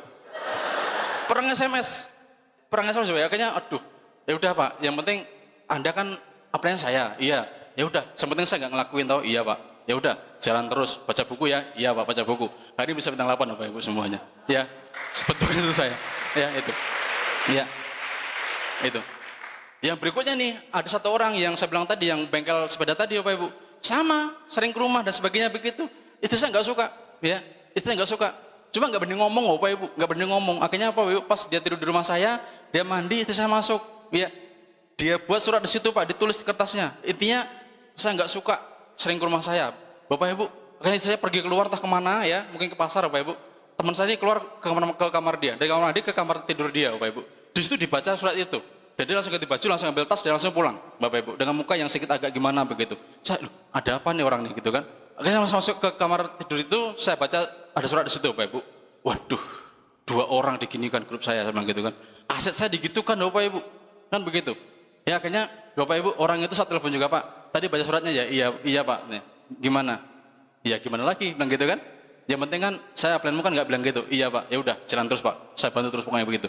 Bapak Ibu, beliau juga bertahan Bapak Ibu. Untungnya mereka orang yang punya mental baja. Kalau enggak udah kabur, udah karu-karuan Bapak Ibu semuanya. Kayak gitu. Itu yang kami rasakan Pak. Kendala-kendala seperti itu kami rasakan Bapak Ibu. Enggak semulus itu, ya. Anda berpikir mungkin wah bintang 8 dapat BMW enak ya. Prosesnya juga saya rasakan Bapak Ibu, ya. Nikmat saya rasakan Bapak Ibu, ya. Dari perubahan kepribadian saya luar biasa. Saya bisa berubah, saya bisa bicara seperti ini, saya bisa punya banyak kawan di mana-mana. Bapak Ibu, itu hal yang luar biasa buat saya Pak. Dan itu tidak bisa ukur dengan materi, Bapak. Terus terang. Gak bisa senilai dengan materi berapapun nilainya. Serius, ya itu. Ya. Karena kalau tidak diusaha ini boro-boro Bapak Ibu, ya. Boro-boro Pak. Anda mau tahu nggak? Next Pak, mungkin ada klip saya, gambar saya Bapak Ibu, ya. Nah, Anda bisa bayangkan Bapak Ibu. Kira-kira kalau orang yang jalankan MLM, kira-kira cocok nggak Bapak Ibu semuanya? Nggak cocok Bapak Ibu. Udah kumisan, nyangar Bapak Ibu. Ya, loh ini bukannya ini Pak, bukan tak buat-buat Pak. Memang seperti itu kodratnya. Nah, mau diapain lagi gitu loh, ya. Udah kodratnya seperti ini, kerja di penjara pula. Oh tambah jadi Bapak Ibu. Tambah jadi Bapak Ibu. Jadi, wah ini gimana Pak? Ya, logika saya mengatakan, apa saya bisa jalankan MLM? Saya mengatakan nggak cocok ini. Sementara kalau di MLM kan mesti pintar ngomong gitu. Loh saya nggak bisa ngomong Pak. Ngomong saya tuh belepotan, cepet, agak gagap, dikit, dan juga kuper. Loh itu loh. Tapi kok bisa Bapak Ibu semuanya? Loh kok bisa begitu loh? Karena apa Ibu? Saya mau belajar Bapak Ibu semua. Saya mau belajar. Ya itu. Saya yakin ini Bapak Ibu ya. Saya pernah baca bukunya, sebuah buku yang menerangkan tentang David Beckham.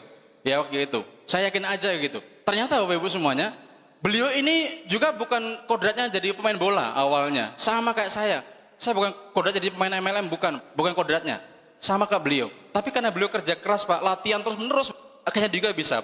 Anda tahu, David Beckham itu paling jago tendangan bebas. Akurasinya 80%, kalau dia nendang bebas pasti masuk Bapak Ibu. Dihadang berapapun orang di depannya, kalau dia nendang pasti banyak masuknya. Kenapa? Karena waktu latihannya dia betul-betul latihan dengan secara real Bapak Ibu. Dia pasang papan Bapak Ibu semua di depan gawangnya, dan dia lakukan tendangan ke sana. Dan Anda tahu gawangnya bukan cuma gawang bola gede, itu bukan Pak. Tapi gawangnya adalah ban mobil bekas Bapak Ibu. Dan dia tendang ke sana itu berkali-kali Pak, beribu-ribu kali Bapak Ibu. Akhirnya Bapak Ibu hari ini beliau jadi legenda main bola. Semua seperti itu Bapak Ibu ya. Sama Bapak Ibu. Semua orang di ruangan ini pasti bisa berhasil, pasti bisa sukses. Kenapa? Kodratnya kita itu jadi orang yang berhasil loh. Kenapa Ibu semuanya? Karena itu cuma proses Bapak Ibu. Proses yang dilakukan secara menerus, Anda pasti bisa berikutnya Bapak Ibu semuanya. Belajar, buka diri Anda, buka hati Anda, tanya pada orang-orang yang sudah berhasil, Anda pasti tunjukkan caranya Bapak Ibu. Kenapa? Di bis ini kita saling kerjasama. Itu yang saya rasakan. Yaitu. Mas Pak. Bapak Ibu, saya bisa keluar negeri juga dari usaha ini ya Pak. Mungkin banyak orang mengatakan alah keluar negeri kan begitu.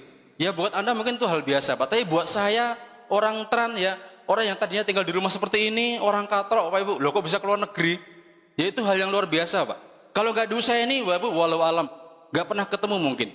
Uang gaji pas-pasan, boro-boro mikir keluar negeri, mikir balik ke Jawa, nengok nenek aja, nggak, aduh, susah sekali waktu itu. Tapi berkat Tiansi Bapak Ibu, berkat Unicor Bapak Ibu semuanya, kita hari ini, saya hari ini, dan juga leader Anda semua, itu nyaris setiap bulan keliling Indonesia, tiap tahun keluar negeri Bapak Ibu, itu dari base ini Bapak Ibu semuanya, begitu, oke? Ya, jadi betul sekali, ya, kata Pak Yudi tadi, ngapain gengsi Bapak Ibu, ngapain gengsi? Gengsi itu membuat orang nggak bisa berkembang, nggak bisa berkembang. Kalau saya mau gengsi Bapak Ibu, di tempat saya yang namanya pegawai itu luar biasa Pak, orang menghargai pegawai ya, apalagi saya udah punya jabatan di kantor saya, ya saya udah punya anak buah, jadi saya tinggal teken-teken semua beres semua. Tapi saya nggak pernah gengsi Bapak Ibu, kenapa? Loh faktanya mau saya tak kerjanya saya nggak bisa merubah hidup saya, tapi Tiansi dan Unicor bisa merubah hidup saya Bapak Ibu, itu yang luar biasa buat saya, gitu loh, ya. Betul loh Bapak Ibu. Dulu teman-teman saya bilang begini, kamu ngapain kerjakan Tiansi, ngapain kerjakan MLM, kamu kurang kerjaan ya? Orang bilang begitu Bapak Ibu. Tapi dia nggak tahu apa yang dalam pikiran saya. Dia nyaman Bapak Ibu. Ketika saya pulang dari kantor, ketika saya pulang dari presentasi malam hari Bapak Ibu jam 1, jam 2, dia masih di kantor main petak-petek main gaple. Masih mending ini kuping digantungin botol, diisi air. Ini kayak kurang kerjaan bilang gitu kan. Kuping dibikin pedih-pedih seperti itu gitu loh. Saya baru pulang naik motor dung Bapak Ibu semuanya. Bapak Ibu, tapi hari ini ketika saya kemarin ke kantor bawa BMW saya Pak, wah, boleh coba enggak? Top Marco Top Bapak Ibu, luar biasa, ya begitu. Ya, hari ini beliau tidak jauh beda dengan 6 tahun yang lalu. Masih kayak begitu, masih mancing pulang dari kantor, masih tidur dengan segala impiannya. Kemudian dia masih asik main gaple juga Pak, dan juga pernah hidupnya berubah. Ya, ada sih yang bisa berubah, yang bisa beli rumah, buat rumah dan sebagainya. Tapi Bapak Ibu, Anda mau tahu? Dia menyekolahkan SK-nya. Tapi di bisnis Bapak Ibu semuanya, kita bisa berubah tanpa itu, Bapak Ibu. Begitu. Oke? Dari usaha ini Bapak Ibu semua, dari usaha ini Bapak Ibu, saya bisa mendapatkan perubahan yang luar biasa. Perubahan mental, sikap pasti berubah, pribadi berubah Pak. Tapi yang namanya finansial juga berubah Bapak Ibu. Ya, saya dengan jalan usaha ini Bapak Ibu, mohon maaf Bapak Ibu, saya bisa melipatkan di awal Bapak Ibu, saya bisa melipatkan income saya di kantor Bapak Ibu, sampai 10 kali lipat satu bulannya Bapak Ibu. Anda bisa bayangkan perubahan yang luar biasa yang saya dapatkan Bapak Ibu. Gak pernah makan duit sebanyak-banyak itu Bapak Ibu setiap bulan Pak. Itu yang saya rasakan perubahan dari sisi finansial. Perubahan yang lainnya Bapak Ibu, saya bisa beli mobil ya.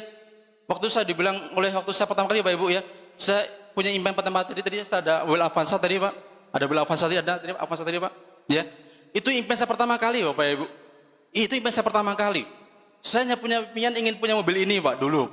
Awalnya saya terus terang nggak berani mikir, boro-boro beli mobil loh Pak Ibu ya. Boro-boro beli mobil, karena apa? Saya tahu diri, saya pegawai negeri golongan 2. Dari beli mobil dari mana Pak Ibu? Tapi berkat Tiansi, berkat impian, tepat 2 tahun saya kerjakan Tiansi, saya beli mobil Avanza baru Bapak Ibu ya. Dan anehnya waktu itu bos saya itu belum punya mobil Pak. Bapak Ibu balikan ini ya. Bos saya di kantor beli apanya mobil, saya punya mobil baru masih pakai polpet saya ke kantor Bapak Ibu semuanya. Tapi dasar orang negatif Bapak Ibu, Eko itu kan paling jual kaplingan gitu loh. Kaplingan itu tanah Pak gitu loh, kebun gitu loh. Pasti jual kebun itu gitu, karena mungkin kebunnya banyak bilang begitu kan Bapak Ibu. Saya bilang ya sabarlah, saya bilang gitu kan Bapak Ibu. Dan Bapak Ibu saya masih sabar aja, saya kerja keras lagi Bapak Ibu. Akhirnya saya bisa beli rumah di Jambi Bapak Ibu, yaitu di sebuah yang namanya Villa Gading Mayang Bapak Ibu ya. Itu rumah real estate Bapak Ibu, rumah real estate ya.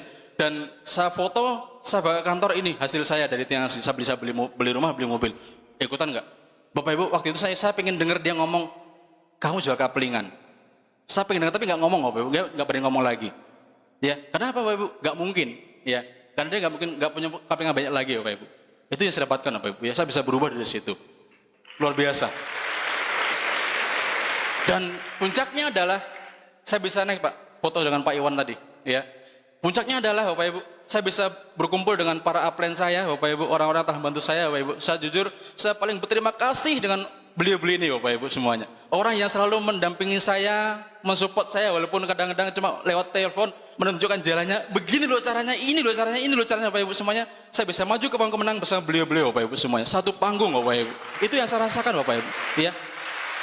Ada kebanggaan yang luar biasa Bapak Ibu. Ya.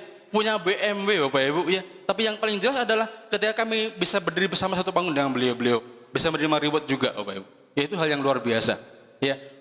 Bapak Ibu, BMW bagi Anda mungkin nilainya nggak seberapa, tapi nilai perjuangan Bapak Ibu, nilai kondisi saya di awal yang hanya seorang anak transmigrasi, ya, hanya anak seorang tukang bakso, hanya orang yang tadinya cuma jalan kaki makannya pakai sangke plastik Bapak Ibu, makan sambil jalan Bapak Ibu, ya, hanya orang yang dulunya cuma tukang jual es potong Bapak Ibu, hari ini kemana-mana pakai BMW mengiringinya Bapak Ibu. Itulah gambar hidup Anda ke depan Bapak Ibu semuanya. Gambar hidup Anda ke depan. Dan saya yakin Bapak Ibu semuanya tidak terkecuali Anda semua. Anda punya peluang yang sama jadi pemenang di bis ini Bapak Ibu semua. Jadi pemenang di bis ini Bapak Ibu. 1-2 tahun berikutnya Bapak Ibu semuanya. Next Pak. Bapak Ibu, hari ini saya mengajak Anda ya. Anda bisa melihat foto ya, ini foto anak saya Bapak Ibu. Berdua anak saya. Itu anak pertama. Ini anak saya yang kedua. Ya. Kemarin waktu saya tinggal di sini beliau sakit Pak. Lagi sakit panas tinggi sekali. Saya harus ke Jogja, saya bilang gitu, tolong sama istri saya tolong jaga anak-anak. Saya sang beliau Bapak Ibu. Saya paling sayang dengan mereka berdua. Yang buat saya begitu mau kerja keras di usaha itu Pak, beliau berdua Bapak Ibu. Saya sedih karena saya mikir saya di awal Bapak Ibu. Saya sekolah jalan kaki, mau kuliah aja susah, nggak punya uang Bapak Ibu. Itu yang buat saya sedih kalau saya lihat beliau. Dan saya ke depan saya nggak ingin mereka mengalami apa yang saya rasakan Bapak Ibu. Itu yang saya inginkan Bapak Ibu. Buat mereka yang menginspirasi saya, kedua anak saya, yang buat saya tidak pernah berhenti. Ketika saya pulang malam hari dari presentasi, anak saya terlelap tidur, saya tengok dia, kecapean, kelelahan, penolakan dari luar sana, itu hilang sama sekali Bapak Ibu. Dan besoknya saya mesti bangkit lagi karena saya melihat beliau Bapak Ibu, kedua anak saya yang ke depan menjadi orang yang akan memelihara saya, aset saya ke depan Bapak Ibu. Ketika kami udah nggak bisa ngapa-ngapain lagi Bapak Ibu, kami punya Tiansi, kami punya anak-anak yang menjadi orang yang bisa kami banggakan ke depan Bapak Ibu. Dan hari ini mungkin Anda seperti itu. Anda punya putra-putri yang ke depan Anda harapkan bisa menjadi orang yang terbaik buat Anda ke depan. Masalahnya adalah apakah Anda telah mulai hari ini? Apakah Anda telah mulai hari ini? Atau Anda menunggu nanti anak dewasa yang ternyata hidupnya bertumbuh menjadi orang yang liar? Atau Anda hari ini rendah hati, mau belajar, mau membangun untuk mereka, untuk anak-anak Anda, Bapak Ibu? Itu yang membuat saya harus bangkit dan terus kerja keras dengan beliau, Pak. Anak saya yang kecil, Bapak Ibu, itu yang besar, ya, yang kecil kemarin sakit. Saya paling nggak bisa kalau dia sakit. Ya, saya paling nggak bisa kalau mereka sakit. Saya langsung ambil alih semua dari istri saya kelola anak saya baik dan bantu istri saya baik. Karena saya ingin mereka hidup bahagia ke depannya. Next Pak. Ini Bapak Ibu saya Bapak Ibu. Orang-orang yang telah mengukir saya hari ini. Yang membentuk saya hari seperti ini adalah mereka. Orang-orang yang tidak pernah hanya pendidikan, tapi beliau punya semangat juang yang luar biasa. Beliau punya semangat untuk membangun anaknya, lima-limanya menjadi orang semua Bapak Ibu. Itu dari beliau. Bapak Ibu, saya nggak ngerti, saya nggak tahu apakah Anda hari ini terinspirasi. Yang jelas Bapak Ibu, setiap kali mengisi VS Bapak Ibu, saya terinspirasi sekali. Saya akan mendapatkan magic moment untuk saya selalu bangkit dan bangkit Bapak Ibu. Hari ini saya ingin mengajak Anda semua Bapak Ibu membayangkan ini mungkin bisa mengalir pada mereka, orang-orang yang Anda cintai, orang tua Anda mungkin, yang mungkin belum pernah Anda bahagiakan hari ini. Hanya karena apa? Hanya karena Anda mungkin egois, hanya karena Anda mungkin merasa lebih baik, mungkin Anda hanya gara-gara Anda tidak mau pernah belajar, sombong, angkuh dan sebagainya, tapi nyatanya Anda nggak bisa memberikan yang terbaik buat orang tua Anda. Bapak Ibu, ini ibu saya, bapak saya, orang yang perjuangannya luar biasa Bapak Ibu.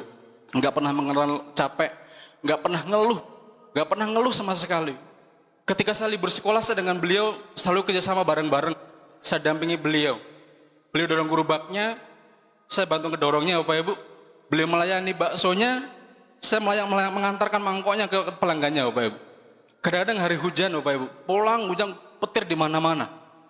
Petir, dar, bahkan baru pulang dengan kehujanan Bapak Ibu. Membantu beliau, orang tua saya. Bapak Ibu, beliau orang yang tegar sekali Bapak Ibu. Sesulit apapun, beliau gak pernah ngeluh. Gak pernah ngeluh sama sekali Pak. Beliau tegar sekali. Gak pernah minta Bapak Ibu. Dan saya tahu itu semua orang seperti itu. Dia gak akan pernah minta kepada kita. Dia tidak akan pernah minta kepada kita, tolong ganti jasaku yang pernah berikan kepada kamu. Gak pernah minta Bapak Ibu.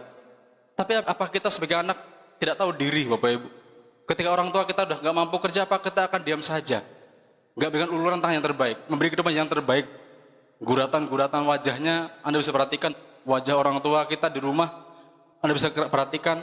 Kalau perlu kita elus, Bapak Ibu. Kalau perlu kita elus, Anda merasakan seperti apa kasarnya kulitnya, Bapak Ibu. Kenapa? Menahan begitu berat perjuangan untuk kita. Dan hari ini kita masih gagah seperti ini, ya, masih kuat, Bapak Ibu. Kita nggak berjuang buat mereka. Bapak Ibu, orang pertama kali yang menangis melihat saya kerja kantiasi adalah ibu saya, Pak. Waktu saya pulang malam-malam, jam 10 malam, kami mampir ke tempat ibu saya, dan dia tahu saya kerja kantiasi, Bapak Ibu. Ibu saya nangis, dia mengatakan kepada saya, Le, apa yang kamu cari? Kamu udah punya anak, udah punya istri, kenapa malah kamu tinggalin di rumah? Malam-malam seperti ini, Bapak Ibu. Itu ibu saya bilang begitu. Dan waktu itu, ibu saya nangis, Bapak Ibu, saya juga nangis di depan ibu saya. Dan saya bilang pada ibu saya, tidak, Mbak, saya pasti berhasil di bis ini. Saya pasti sukses di bis ini. Saya tunjukkan bahwa saya pasti bisa di bis ini. Buat orang-orang yang saya cintai, Bapak Ibu. Itu yang kami kenal pada ibu saya waktu itu, Bapak Ibu semuanya. Bapak Ibu, satu-satunya orang yang menangisi saya jangan bis ini, Bapak Ibu. Dan hari ini, kedua orang saya bangga sekali, Bapak Ibu. Saya bersyukur pada Tuhan Yang Maha Esa, saya masih diberi kesempatan memberi pada mereka. Karena beliau-beliau sekarang masih sehat, Bapak Ibu. Kemarin bapak saya sakit, saya telepon setiap saat, Bapak Ibu. Saya ke rumahnya, saya telepon setiap saat, Bapak Ibu. Saya pantau terus, Bapak Ibu. Saya kirim produk terus supaya beliau, bapak saya sempat sehat, Bapak Ibu. Terus saya pantau, Bapak Ibu. Dan sekarang beliau sudah sehat, Bapak Ibu. Saya masih bahagia, saya masih bersyukur, Bapak Ibu, pada orang tua saya. Ya, masih bisa mendukung saya, dan beliau bangga sekali. Setiap ketemu temannya, dia mengatakan, ya, si Eko itu anak saya. Dia udah dapat BMW, mobilnya mewah, bagus sekali. Bapak Ibu, itu kata mereka, itu pada orang tua saya. Kebanggaan sendiri, Bapak Ibu semuanya. Mereka adalah impian terbesar saya, Bapak Ibu. Satu lagi adalah orang yang selalu berjihad dengan saya. Walau awalnya beliau ini sangat tidak support dengan bis ini, Bapak Ibu. Tapi saya yakin apa yang beliau lakukan adalah mungkin yang terbaik buat saya. Sebagai suaminya, istri saya, Bapak Ibu. Orang yang selalu berjihad dengan saya. Jujur, ketika saya jalankan bis ini di awal-awal, Bapak Ibu, saya nyaris tidak pernah megang anak saya, kecuali malam hari saya di rumah. Anak saya masih bayi-bayi, masih umur 10 bulan, setahun, Bapak Ibu, waktu itu. Saya jarang megang beliau. Tapi istri saya adalah orang yang selalu mendampingi saya. Walaupun dia nggak setuju, tapi saya tahu, Bapak Ibu, beliau sayang dengan saya. Mereka, Bapak Ibu, itu impian saya terdalam. Orang tua saya, istri saya, dan anak-anak saya. Dan saya yakin itu semua harapan dari kita semua. Saya yakin ada kerja pun Anda punya impian buat mereka, Bapak Ibu. Buat pasang-pasang Anda, buat anak-anak Anda, Bapak Ibu semuanya. Dan hari ini Tuhan mungkin telah menjawab apa yang Anda minta, Pak.